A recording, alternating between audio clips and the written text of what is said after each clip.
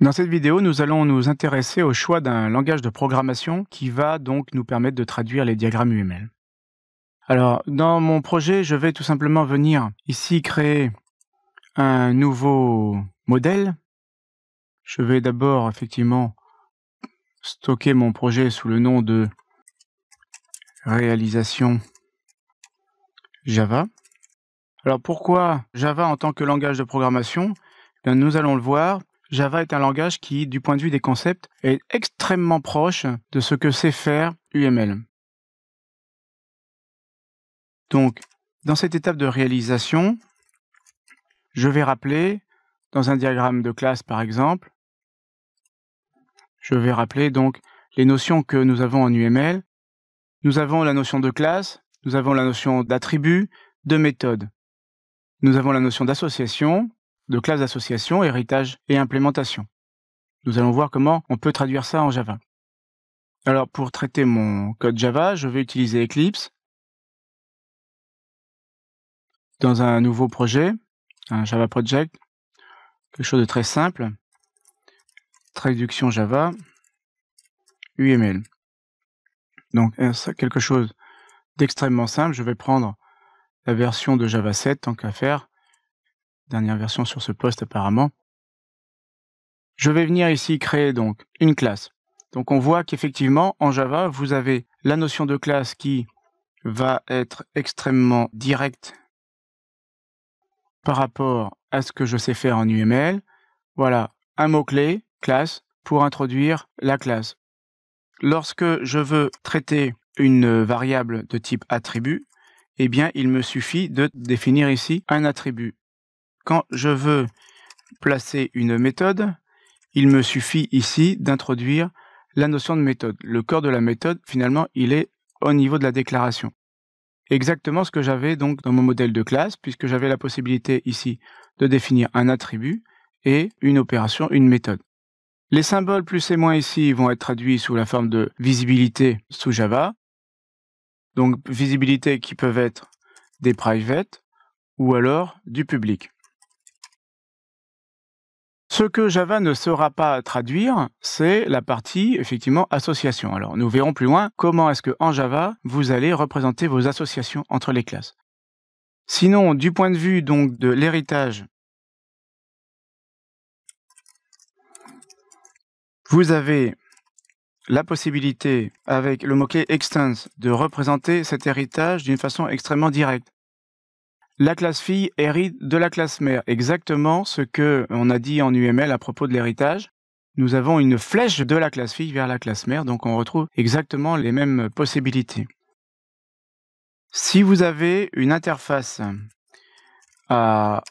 disponible, donc une interface se présentera avec des méthodes abstraites. Donc je vais appeler ça méthode abstraite. Une méthode abstraite en Java, par défaut, vous pouvez bien sûr ajouter le public abstract, etc. Mais par défaut, donc, on est exactement dans ce que sait faire UML. Vous voulez montrer que la classe implémente l'interface, vous rajoutez simplement le mot-clé implements. Donc exactement la flèche pointillée que l'on avait dans le modèle UML. Ça, c'est la flèche pleine, le trait plein avec flèche fermée. Ça, c'est le trait pointillé avec flèche fermée. J'obtiens une erreur parce que le compilateur Java va rajouter le fait que quand une classe implémente l'interface, bien entendu, la classe doit implémenter les méthodes qui sont prévues. Java gère aussi la redéfinition des méthodes, que ce soit dans le cas d'un héritage ou alors dans le cas d'une implémentation d'interface. Quand on regarde ce que l'on peut créer donc avec Eclipse dans ce projet Java, je peux créer le package. Alors, c'est vrai que le package Java est peut-être légèrement différent de la notion de package UML, mais reprend quand même cette notion d'espace de nommage dans la mesure où vous considérez effectivement donc le nom de l'espace de nommage Create a New Package sous src.bo, Business Object par exemple. Quand vous placez une classe dans ce package, donc je vais venir ici créer une classe dans le package en question, dans package, vous avez une modification du nom de la classe, voilà, qui devient donc en réalité traduction ici java uml.bo dans package. Ce qui fait que, ici par exemple, si je veux utiliser ma classe dans package, je suis obligé de la spécifier entièrement, sauf évidemment à faire des raccourcis syntaxiques. exactement ce que l'on a dans UML, car un élément placé dans un package en UML voit son nom changer en fonction du nom du package. Bon, avec UML, l'opérateur de sélection, finalement, la résolution de portée des classes se fait avec 2 points, mais vous avez donc en Java quasiment la même chose, mais avec le point BO, point dans package. Ce qu'en UML, j'aurais fait avec des opérateurs de sélection légèrement différents, mais quand même, on se retrouve avec quelque chose d'extrêmement proche. Donc ici, vous avez l'usage du package. Quand je regarde donc ensuite l'interface, on a vu les enums. Alors les enums en UML, ce seront tout simplement des classes avec un stéréotype d'enum. Les annotations en UML, vous pourriez considérer ça comme les tag values, par exemple. Bon, après, il y a des choses qui sont plus liées à Eclipse, comme le source folder ou des choses comme ça, qui effectivement ne sont pas visualisées directement dans UML. Mais à la rigueur, étant donné qu'il s'agit simplement d'une légère modification de sens que vous apportez sur les éléments UML, un peu comme l'enum c'est une classe stéréotypée ou que l'interface ressemble à une classe mais stéréotypée, eh bien vous avez la possibilité de stéréotyper vos éléments UML. De la même façon que les cas de test peuvent être représentés dans certains outils UML avec des use cases sur lesquels vous faites porter le stéréotype test case. Voilà, donc pourquoi le choix de Java? Parce que Java est un langage qui est quand même très très pur objet, très très proche de ce qu'on sait faire avec UML. Et donc nous allons voir maintenant comment générer réellement le code statique en Java, quelles sont les règles habituelles de génération du code Java, et puis quelles sont les règles de génération du code dynamique, pour la partie, on va dire, corps de méthode, utilisation des modèles dynamiques que nous avons réalisés.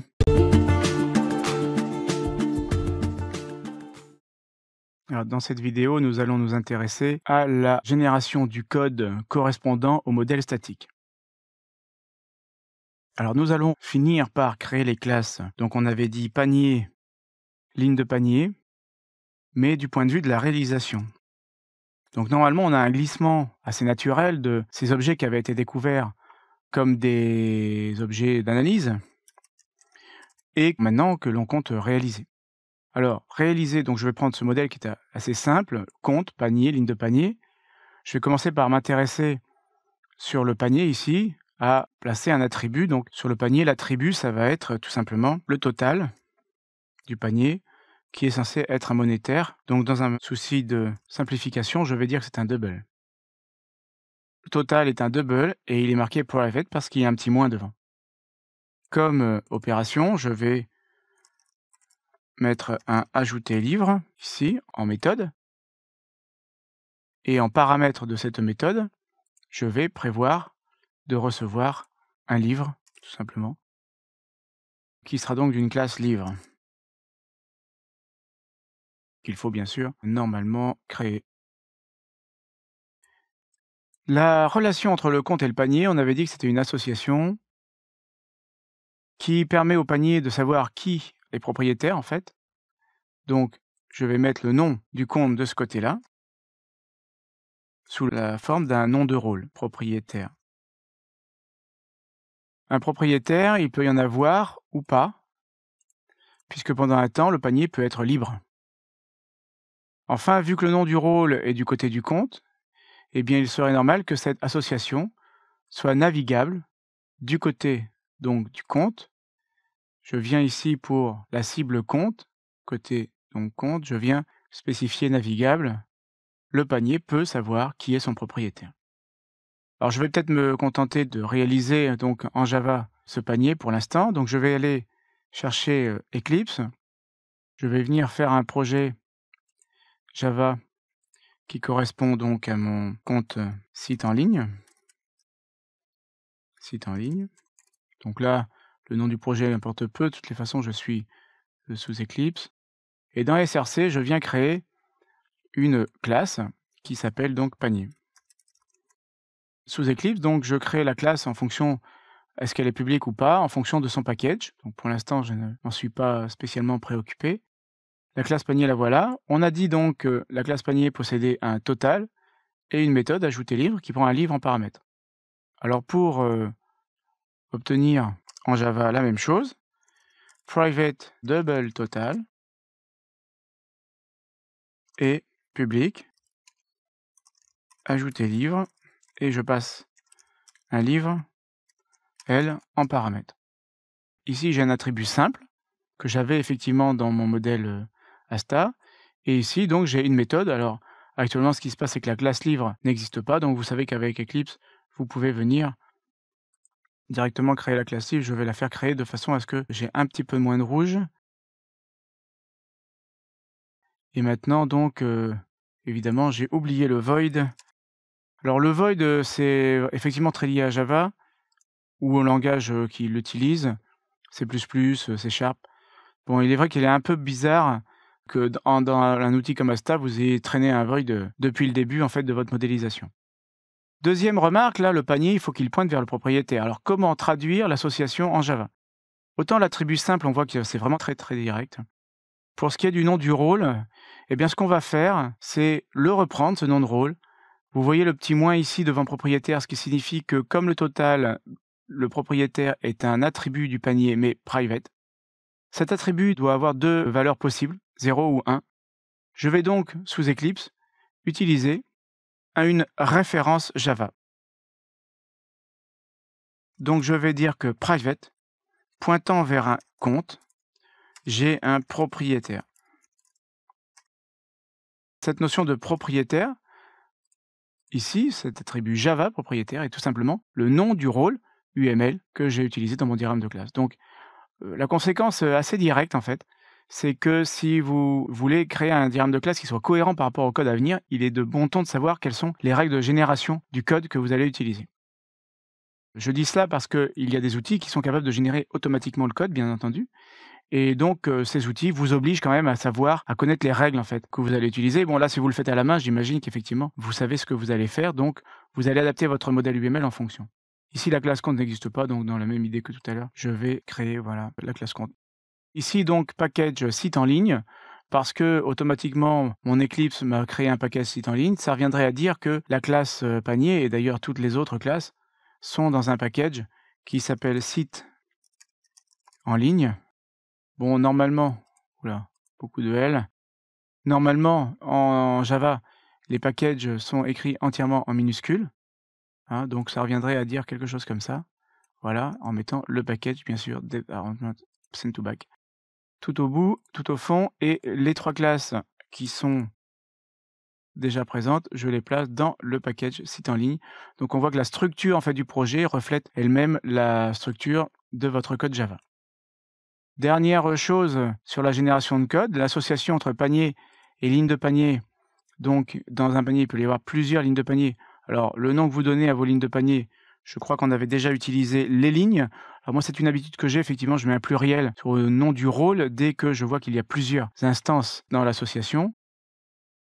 Donc ici, le panier peut contenir plusieurs lignes de panier. Comment traduire ceci en Java? Eh bien, tout simplement, sous Eclipse, rajouter dans le panier, de façon private, bien sûr, parce que le nom du rôle est un attribut et donc, bien entendu, privé.